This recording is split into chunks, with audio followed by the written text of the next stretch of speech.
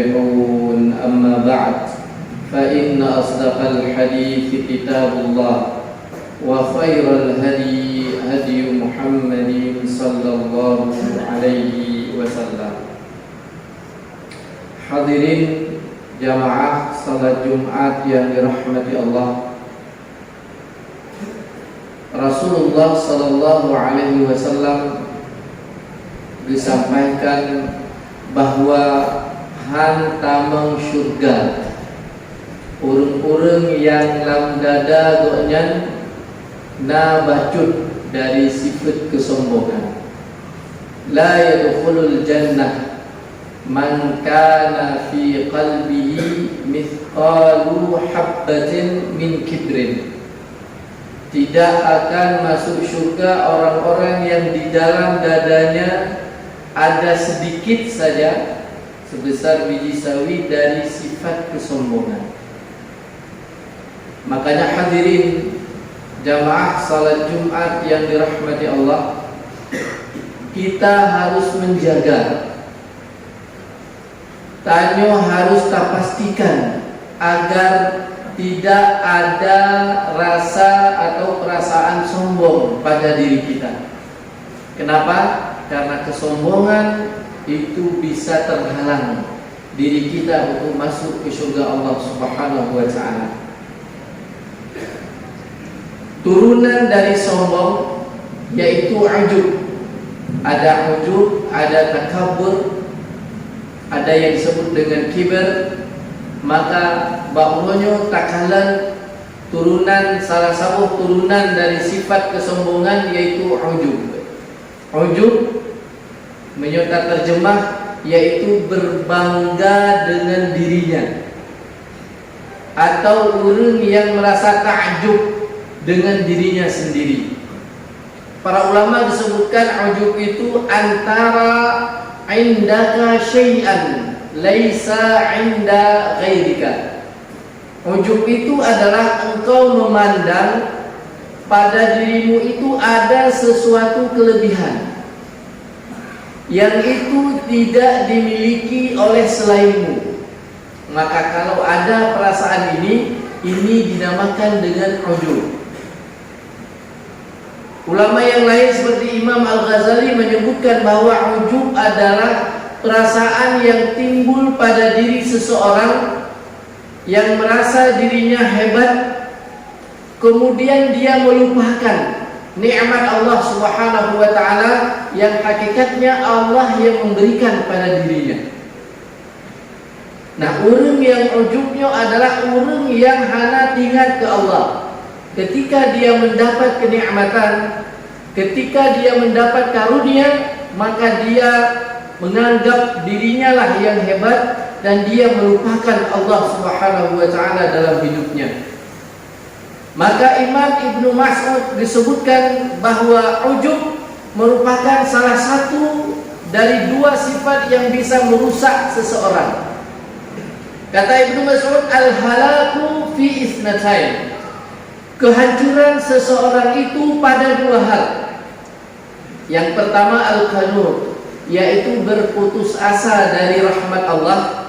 Ketika melupa musibah bertubi-tubi, goknya putus harapan, menganggap Allah itu tidak membantunya, sehingga putus asa, sehingga goknya jud ke orang yang kufur kepada Allah Subhanahu wa ta'ala. Puncaknya orang yang putus asa itu membunuh dirinya sendiri karena enggak tahan dengan penderitaan dan tekanan hidupnya. Ini orang yang rusak dalam kehidupannya. Kemudian yang kedua, al-ujub, yaitu orang yang bangga pada dirinya. Kalau putus asa itu timbul karena ketiadaan rahmat Allah atau musibah yang senantiasa menimpa dirinya, maka ujub ini, kata para ulama, itu timbul bisa jadi karena tiga hal. Yang pertama, ujub dihinggapi bak sirona urang penyakit ujubnya, yaitu karena dia senantiasa sukses dalam hidupnya. Urang yang hantam pernah malam, pupu yang dilakukan sabi-sabi sukses. yang dicita-citakan berhasil, itu bisa dihinggapi penyakit ujub. Dan ini Allah sebutkan dalam Al-Quran, yaitu di surat At-Taubah. Allah Subhanahu wa ta'ala menyampaikan tentang ada satu kasus, yaitu di masa Rasulullah sallallahu alaihi wasallam, ketika Nabi dapat menyelesaikan Fathul Mekah dengan kesuksesan yang besar, maka ada dari suku Hawazin, itu di dekat dengan Taif, mereka ingin juga berperang dengan Nabi, membalas dendam saudara mereka Quraisy di Mekah yang telah kalah. Suku Hawazin ini merupakan suku yang terbesar, kedua setelah suku Quraisy di kota Mekah. Maka mereka ingin berhadapan dengan Nabi SAW dan para sahabatnya, walaupun jumlah mereka pada saat itu disebutkan dalam sejarah itu sekitar 2000 orang saja yang siap untuk berperang. Sementara itu jumlah pasukan kaum muslimin yang dibawa oleh Nabi dari Madinah ke Mekah untuk melakukan futuh Mekah itu 10.000 pasukan. Disebutkan oleh ahli sejarah, mutamahlam dengan urung yang kamang Islam wate penaklukan kota Mekah, yaitu urung mu'allaf, sekitar 2000 orang. Maka jumlah pasukan kaum muslimin itu 12.000 orang yang ingin berhadapan dengan suku Hawazin yang sedikit sekali jumlahnya. Sehingga di antara sahabat Nabi SAW menyebutkan bahwa kalau begini besar pasukan kita dibanding dengan pasukan musuh pada hari ini, maka kita akan tak terkalahkan.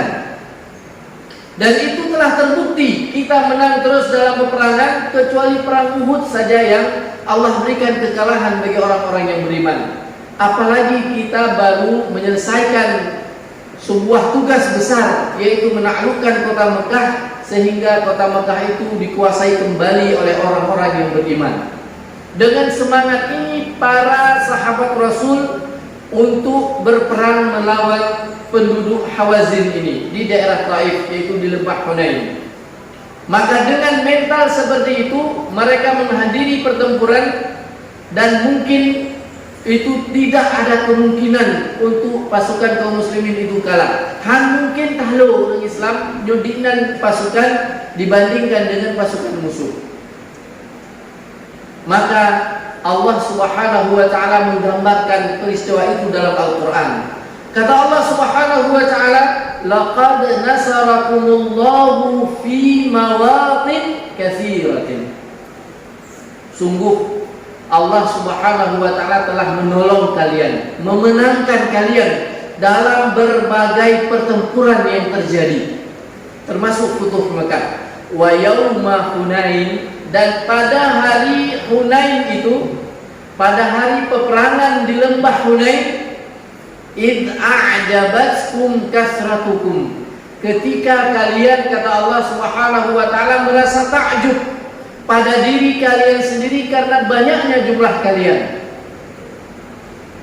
Falam tughni ankum syai'a, padahal banyaknya jumlah pasukan itu tidak memberikan manfaat sedikit pun pada kalian di hari Hunain itu.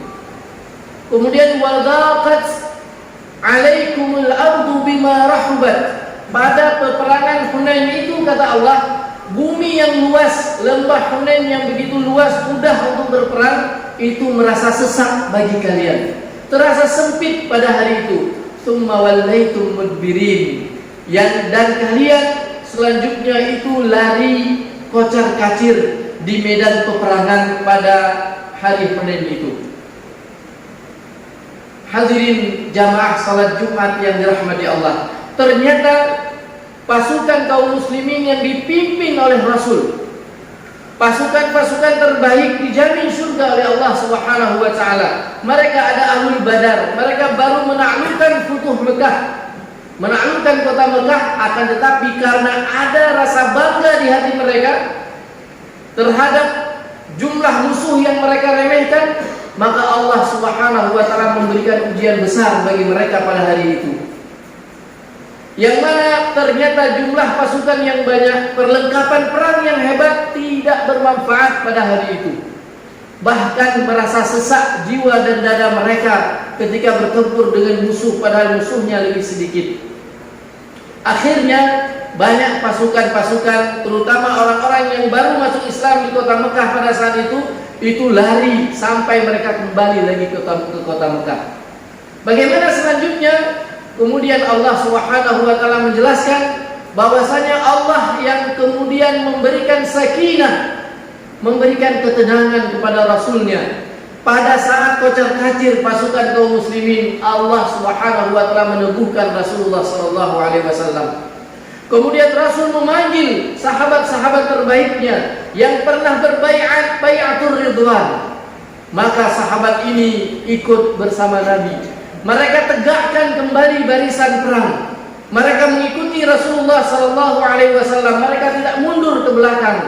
Dengan pasukan yang tinggal sedikit saja, akhirnya kaum muslimin itu bisa menang di lembah Hunain itu, yaitu orang-orang yang dipilih oleh Allah Subhanahu wa taala yang di hatinya tidak ada rasa bangga dengan jumlah pasukan di dalamnya. Kemudian ahli sejarah mencatat, setelah peristiwa itu maka kaum muslimin itu mendulang kemenangan besar di hari Hunain itu, bahkan mereka mendapatkan harta rampasan perang yang banyak walaupun di awalnya pasukan kaum muslimin kocar-kacir dalam peperangan. Hadirin jamaah salat Jumat yang dirahmati Allah, ayat ini menjadi pelajaran bagi kita tentang peristiwa di masa Rasulullah sallallahu alaihi wasallam. Padahal mereka bersama dengan orang terbaik dunia dan akhirat bersama Rasul. Mereka dijamin oleh Rasul masuk surga. Mereka adalah orang-orang yang dididik oleh Nabi. Tapi ketika ada rasa bangga dalam hatinya, takjub pada dirinya dan pasukannya, ternyata Allah uji mereka dengan kekalahan agar di dada kaum muslimin jangan ada rasa bangga dan takjub pada diri mereka. Itu dibersihkan oleh Allah Subhanahu wa taala karena Allah menginginkan kebaikan bagi orang-orang yang beriman. Allah menginginkan ketika mereka menang bukan bangga dengan diri mereka, tapi mereka bersyukur kepada Allah karena itu adalah pertolongan yang datangnya dari Allah Subhanahu wa taala. Yang kedua, penyebab dari ujub itu kata para ulama yaitu karena banyak harta yang dimiliki. Ini Allah gambarkan dalam Al-Quran suratul Qasas mulai dari ayat 76 sampai 81. Apa peristiwanya? Ada salah seorang dari kaum Musa yang bernama Qarun, diberikan oleh Allah Subhanahu wa taala dengan harta yang sangat banyak. Kemudian fabagha alaihim, kemudian Qarun ini dengan harta yang banyak, Qarun menjadi orang-orang yang melampaui batas, membangkang, tidak mau ikut lagi Nabi Musa karena banyaknya harta. Sehingga ketika ditanya tentang harta yang dia miliki, dia menjawab, saya mendapatkan harta ini dari ilmu yang ada pada diri saya dalam memperolehnya. Dia bangga dengan hartanya dan dia menganggap ini merupakan hasil usahanya. Tidak ada di sana, dia ingat bahwasanya itu karunia dari Allah Subhanahu wa taala. Kemudian Allah Subhanahu wa taala memuji Qarun ini ketika dia berjalan dengan membawa harta yang banyak. Orang-orang yang condong pada kehidupan dunia, mereka berandai-andai, seandainya kami punya harta seperti Qarun, sungguh kami akan menjadi orang yang beruntung, kata mereka. Akan tetapi orang-orang yang dalam diri mereka ada keyakinan kepada Allah Subhanahu wa taala, mereka punya ilmu, mereka tahu bahwasanya harta itu bukan sebuah keberuntungan tapi ujian dari Allah Subhanahu wa taala.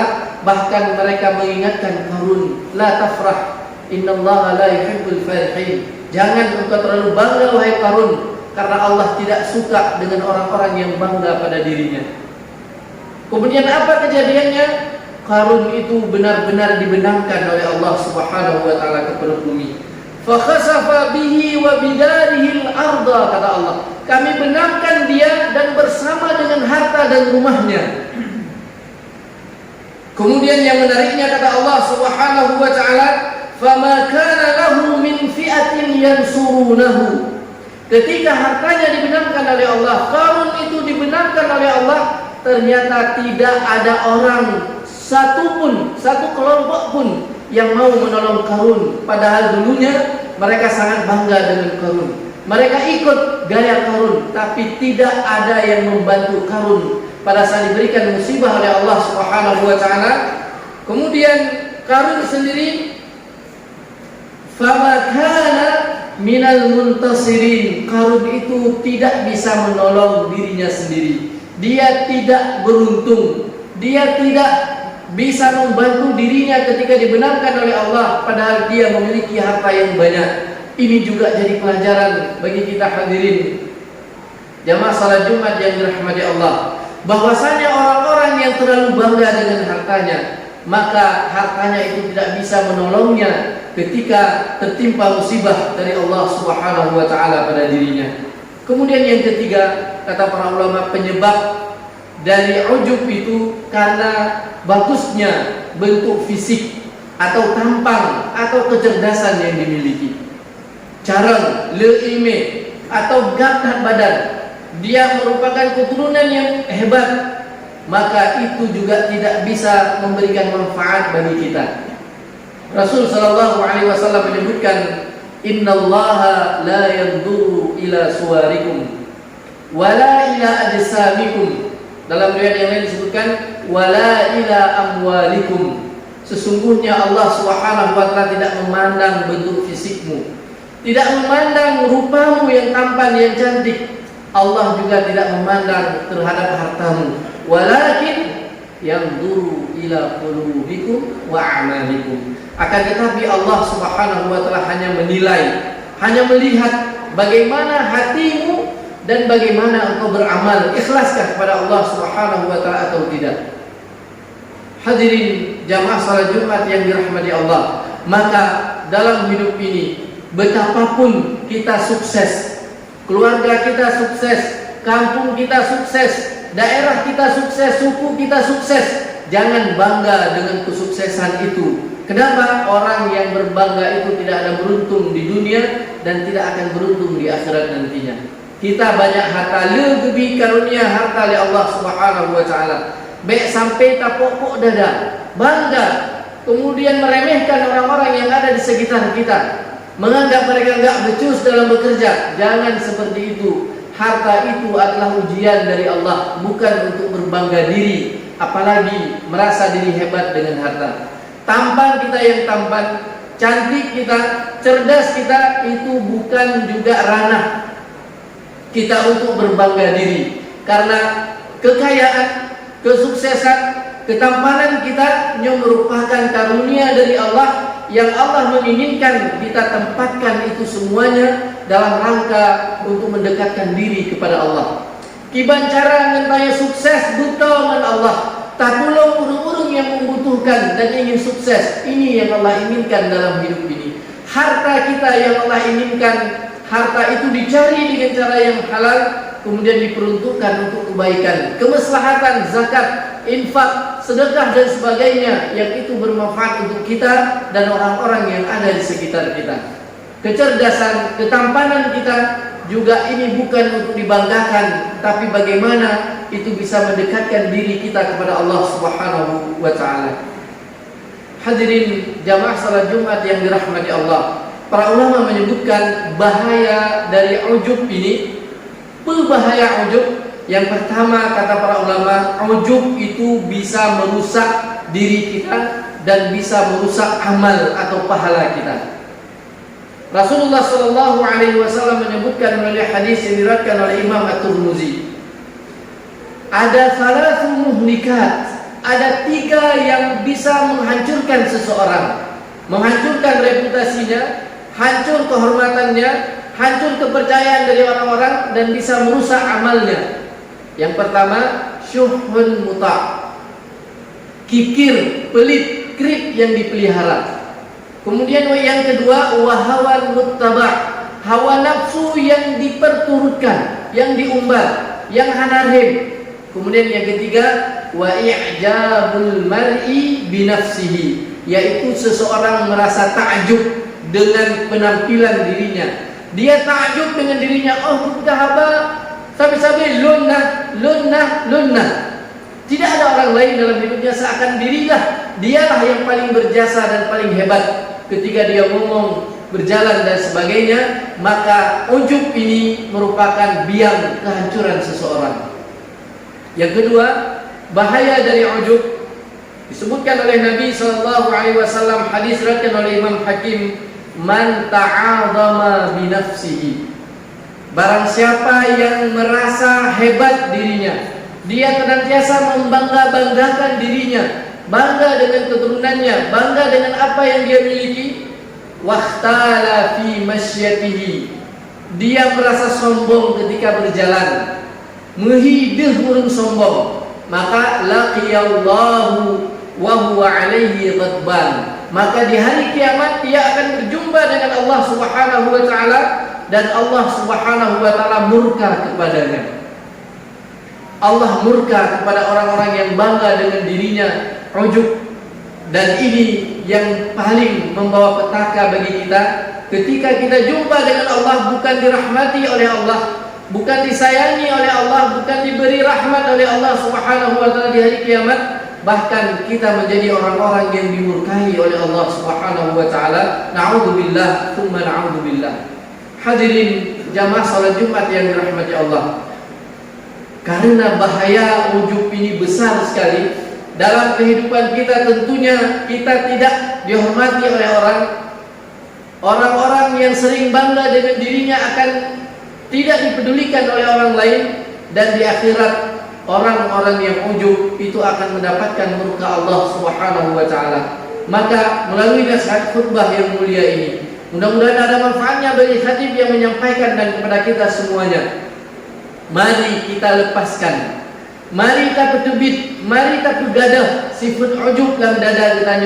Insya Allah tanyo akan menjadi orang yang tawadhu, rendah hati kita, jauh dari bangga, jauh dari kesombongan, dan dengan tawadhu itulah yang akan mendatangkan rahmat Allah Subhanahu wa taala dan ridhanya, dan insyaallah kita akan menjadi orang-orang yang dimasukkan ke dalam surga oleh Allah Subhanahu wa taala ketika kita hilangkan sifat ujub pada diri kita. Barakallahu li wa lakum fi kitabihil karim, wa nafa'ani wa iyyakum bima fihi minal ayati wa dzikril hakim, wa taqabbal